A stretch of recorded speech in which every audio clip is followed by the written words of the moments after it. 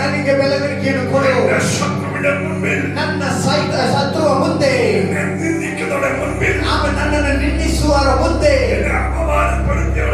ನನ್ನ ಕುರಿತು ಚಾಟಿಯನ್ನು ಹೇಳುವವರ ಮುಂದೆ, ನನ್ನನ್ನು ತುಳಿದಿರುವವರ ಮುಂದೆ, ನನ್ನನ್ನು ಬೆಳೆಸಲು, ನನ್ನನ್ನು ಬೆಳೆಸಲು ಶಕ್ತನಾಗಿರೋ ದೇವರೇ, ನನ್ನನ್ನು ನಿನ್ನ ಕರದಲ್ಲಿ ಒಪ್ಪಿಸಿಕೊಳ್ಳುತ್ತೇನೆ. ನನ್ನನ್ನು ಬೆಳೆಸು, ನನ್ನನ್ನು ಬೆಳೆಸು. ಮನಪೂರ್ವಕವಾಗಿ ನೀನು ಪ್ರಾರ್ಥನೆಯನ್ನು ಮಾಡಿದರೆ ದೇವರು ನಿನ್ನನ್ನು ಬೆಳೆಸುತ್ತಾನೆ. ಸ್ತೋತ್ರ, ಸ್ತೋತ್ರ, ಸ್ತೋತ್ರ, ಸ್ತೋತ್ರ. ಸಮಯನ ಕುರಿತು ಈ ರೀತಿ ಹೇಳ್ತಾರೆ, ಆತನು ದೇವರ ಸನ್ನಿಧಾನದಲ್ಲಿ ಬೆಳೆದು ಬಂದಿರುವ, ಆತನು ದೇವರ ಸನ್ನಿಧಾನದಲ್ಲಿ ಬೆಳೆದು ಬಂದಿರುವ ದೇವರ ಮಕ್ಕಳೇ, ನಿನಗೆ ಬೆಳೆಯಕ್ಕಿರುವಂತ ಜಾಗ, ಆಮೇಲೆ ನಿನಗೆ ಬೆಳೆಯಕ್ಕಿರುವ ಒಂದು ಸ್ಟೇಜ್, ಅದು ದೇವರ ಸನ್ನಿಧಿಯಾಗಿದೆ. ಅದು ಯೇಸುವಿನ ಸನ್ನಿಧಿಯಾಗಿದೆ. ಯೇಸುವಿನ ಸನ್ನಿಧಾನದಲ್ಲಿ ನಾವು ಕೂತ್ಕೊಂಡ್ರೆ ಯೇಸು ಕರ್ತನು ನಿನ್ನನ್ನು ಬೆಳೆಸುತ್ತಾರೆ. ನಿನ್ನ ಕುಟುಂಬವು ದೇವರ ಸನ್ನಿಧಾನದಲ್ಲಿ ಕೂತಿದ್ರೆ ದೇವರು ನಿನ್ನ ಕುಟುಂಬಕ್ಕೆ ಬೆಳವಣಿಗೆಯನ್ನು ಕೊಡುತ್ತಾರೆ. ಸಭೆಯಾಗಿ ದೇವರ ಸನ್ನಿಧಾನದಲ್ಲಿ ಕೂತಿದ್ರೆ ಸಭೆಯನ್ನು ದೇವರು ಬೆಳೆಸುತ್ತಾನೆ. ಒಂದು ವಿಷಯ ಕೂಡ ಹೇಳಿ ನನ್ನ ಮಾತಿಗೆ ಮುಕ್ತಾಯ ಮಾಡ್ತಾ ಇರ್ತೇನೆ. 12 ಗೋತ್ರಗಳೇ ಬೇರೆ ಆಮೇಲೆ 12 ಗೋತ್ರದ ಹೆಸರನ್ನು ಬರೆದಿರುವ ಕೋಳು 12 ಬಡಿ ದೈವ ಸನ್ನಿಧಾನದಲ್ಲಿ, ಆಮೇಲೆ 12 ಕೋಳು ದೇವರ ಸನ್ನಿಧಾನದಲ್ಲಿ ತಂದಿಟ್ಟಿದ್ರು. ಓರೋರು ಗೋತ್ರಕ್ಕಾದ ಬೇರೆ ಒಂದೊಂದು ಗೋತ್ರದ ಹೆಸರನ್ನು ಬರೆದು ದೈವ ಸನ್ನಿಧಾನದಲ್ಲಿ ಎಲ್ಲರೂ ಮಳೆಗೆ ಆಮೇಲೆ ದೇವರ ಸನ್ನಿಧಾನದಲ್ಲಿ ಆ ಕೋಳುಗಳನ್ನು ಇಟ್ಟು ಹಿಂದಿರುಗಿ ಹೋದರು.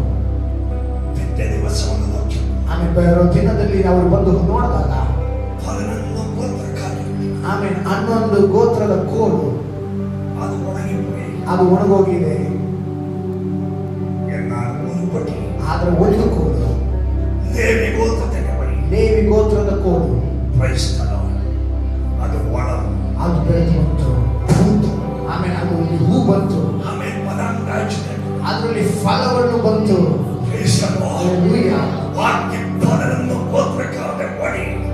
ಮಿಕ್ಕಿರೋ 11 ಗೋತ್ರದ ಕೋಲು ಆಮೇಲೆ ಅದು ಒಣಗೋಗಿರುವಾಗ ದೇವರ ಸನ್ನಿಧಾನದಲ್ಲಿರುವ ಒಂದು ಕೋಲು ಅದು ಬೆಳೆದು ಚಿಗುರಿ ಆಮೇಲೆ ಅದರಲ್ಲಿ ಹೂವನ್ನು ಬಂದು ಅದರಲ್ಲಿ ಫಲವನ್ನು ಬಂದಿರೋದು ನೋಡಕ್ಕೆ ಸಾಧ್ಯವಾಗಿದೆ. ಬೇರೆ ಜನರು ನೋಡುವಂತ ರೀತಿಯಲ್ಲಿ ನೀನು ದೇವರ ಸನ್ನಿಧಾನದಲ್ಲಿ ಕೂತಿದ್ರೆ ಬೇರೆಯವರು ನೋಡುವಂತೆ ದೇವರು ನಿನಗೆ ಔತಾಣವನ್ನು ತಯಾರು ಮಾಡುತ್ತಾನೆ. ಬೇರೆಯವರು ನೋಡುವಂತ ರೀತಿಯಲ್ಲಿ ನಿನ್ನ ತಲೆಯನ್ನು ಮೇಲಕ್ಕೆ ಎತ್ತುವ ರೀತಿಯಲ್ಲಿ ದೇವರು ನಿನ್ನನ್ನು ಬೆಳೆಸುತ್ತಾನೆ. ಹೂವನ್ನು ಮತ್ತು ಫಲವನ್ನು ಕೊಡುವ ಒಂದು ಸ್ಥಿತಿಗೆ ದೇವರು ನಿನ್ನನ್ನು ಕರ್ಕೊಂಡು ಬರುತ್ತಾರೆ. ಬೇರೆ ಜನರು ನಿನ್ನನ್ನು ನೋಡಿ ನಿಂದಿಸಲಿ, ನಿನ್ನನ್ನು ನೋಡಿ ನಿನ್ನ ಕುರಿತು ಚಾಟಿಯಾಗಲಿ, ಯಾವುದಕ್ಕೂ ಆಮೇಲೆ ಒಳ್ಳೆಯವನಲ್ಲ ಅಂತ ಹೇಳುವ ರೀತಿಯಲ್ಲಿ ಹೇಳಲಿ.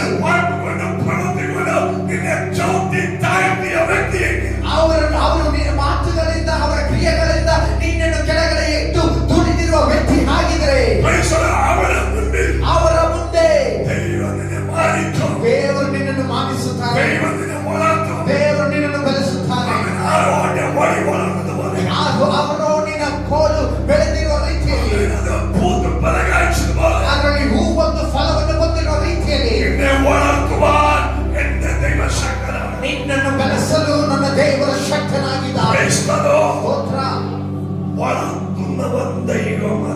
ಬೆಳೆಸುವನು ದೇವರಾಗಿದ್ದಾನೆ.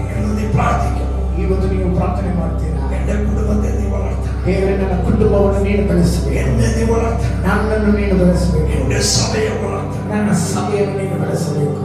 വിശ്വാസത്തിൽ വളരുവാൻ ಆಮೇಲೆ ನಂಬಿಕೆಯಲ್ಲಿ ಬೆಳೆಯಲು